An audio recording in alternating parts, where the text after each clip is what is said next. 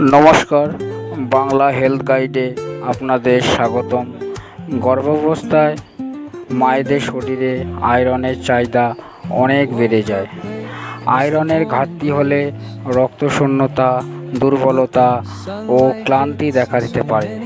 Cherry সিরাপে রয়েছে iron, folic acid এবং vitamin বি12, যা হিমোগ্লোবিন তৈরিতে সাহায্য করে এবং মা ও শিশুর সুস্থ বিকাশে গুরুত্বপূর্ণ ভূমিকা পালন করে।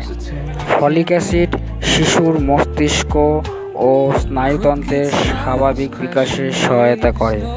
ভিটামিন বি12 রক্তকণিকা তৈরিতে সাহায্য করে এবং শরীরের শক্তি বজায় রাখতে সাহায্য করে।